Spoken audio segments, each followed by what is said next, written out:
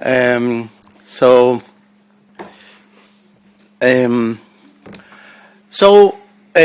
as we were saying already, the whole idea starts from how unpopular are other alternatives to changing people's behavior, like imposing by law, encouraging with subsidies.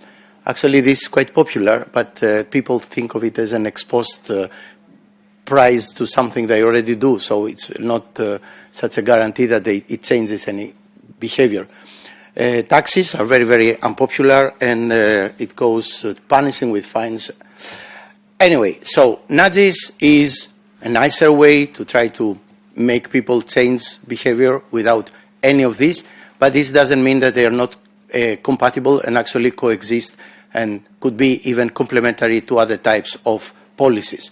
So in a very purely scientific world, we want to disentangle the things, and I think one area of research that is left uninvestigated is precisely the interaction between nudging and other types of intervention which are more frequent. First, I want to make a very quick reflection. So when we intervene in behavior, I hope all of you who are in favor of nudging, you are not ethically relativists, because a nudge and an intervention means that we know that there is the good thing and people must be encouraged to do the good thing. So if you think, oh, we don't know what the good thing is or whatever, then we shouldn't intervene. So one clear thing should be, and I'm not sure everybody thinks of it as clear as I do, that nudging means we know there is a good option, and that's why we encourage people to do it. Otherwise, we shouldn't. Okay. So this means a kind of very light paternalism, and precisely that's the why nudges are so successful conceptually, because they combine the times we live, which is relativism, liberalism, and all this, with some kind of paternalism, and therefore it's light paternalism. Okay. So that's why they so much insist that a nudge should not reduce the freedom of choice. So it should work with people at the end choosing freely. So it should not limit the choices of people and minimizing the intervention to the absolutely necessary. So in our project, we did a lot of work already on how to define things. I'm in favor of defining things in the beginning, not at the end.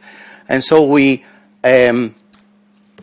copied more or less the standard definition, which is an intervention in farmers and foresters' decision-making choice architecture, which favors in a systematic and predictable way the adoption of sustainable practices without modifying the economic incentives nor reducing the decision-makers' choice set, thus preserving their freedom of choice.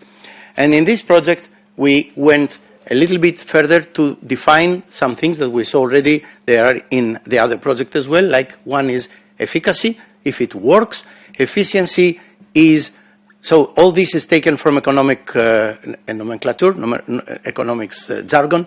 So efficacy is that it works. Efficiency is that it works without too high costs. So it must not be opposed by nudges, high effort on either side, financially costly, technically or logistically demanding to test and apply. Okay, so this would be, so we would like them to be, to have both efficacy and efficiency. And then we added one thing from the call, which is no significant harm principle. So it means we must be careful about externalities, about external effects. And the other, which is our invention, is the conscious nudging principle, which we want to use as a nudging device to make the nudgee aware. Therefore, okay, so everybody talked about system 1, system 2. In a very simplistic way, we favor system 2 interventions rather than system 1. Many years ago, when I was young, I had a favorite rock band called the Jethro Tull. This will separate you in ages, so some people know them very well and some people never heard about them. So Jethro Tull had a verse that I always found very interesting. It was, from Thick as a Brick, it was, I can make you feel, but I can't make you think.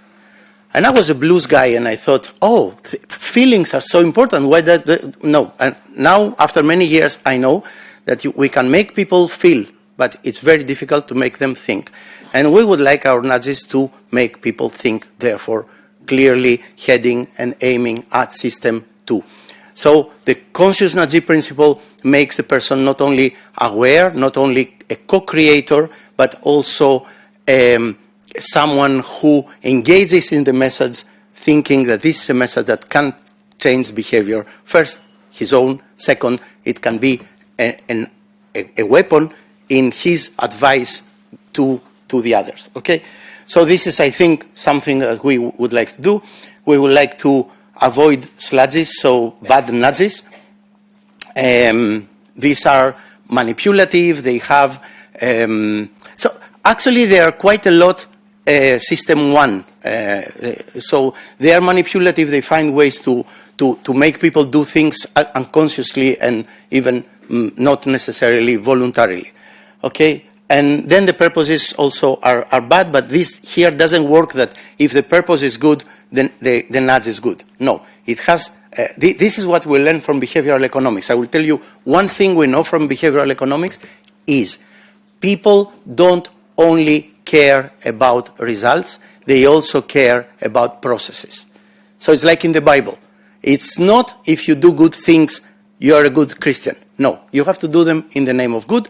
In this case, it's not only something that works, but it has to work due to the right reasons. So this is part of our project's ideology and somehow desiderata. Maybe at the end we discover that you cannot be as nice as we want, but so anyway, so we have these objectives. I would go very quickly. I think it's quite important that we have a whole work on collecting, on learning from other initiatives. So in this sense, we're not so much into the development of nudges, but learning from other experiences. So we're heavily relying on what is already going on, even if people don't call it a nudge. So we really want to go and find initiatives where people do something, even it is a nudge, but maybe they don't even know. And then we have a classification objective, so we would like to make like a grid where all nudges are evaluated on these criteria of efficiency, efficacy, and compliance with our own ethics desiderata. Then we will test them in the field and assessed on a grid according to those criteria.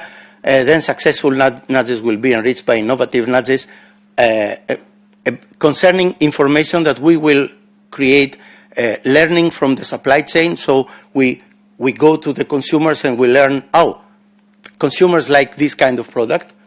So is this information a good nudge? I think it's a very important nudge to tell people, you know, if you do that, consumers appreciate it and they could even pay a little bit more. Okay, so news from the supply chain is our personal, our own nudge factory.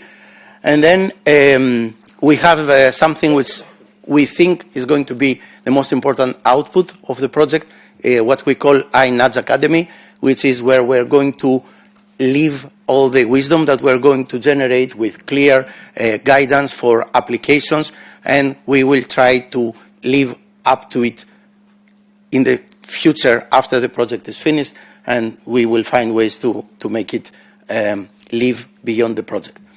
And then finally, the diffusion of the results. This is trivial. This is the structure of the project. You know, it's a little bit to organize ourselves, how it works.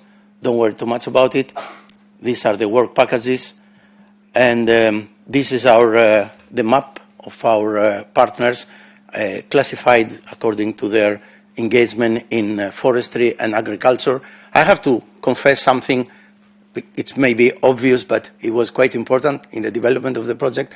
We had initially a much greater network of agriculture people, and for the purposes of the call, it's good to say the truth. We engaged more and more people in forestry, and actually we learned a lot, and the forestry part of our project right now is something we're very proud of. Okay, so we have timing, we have some conferences, so please, we have a site, and we also, so stay tuned and watch our future conferences. There are going to be another 2. In the first one, we will pretend we know nothing. In the second, we are going to verify that we're not learning long and well enough. And in the third, we will verify with a lot of evidence that we know not too much. So, thank you very much.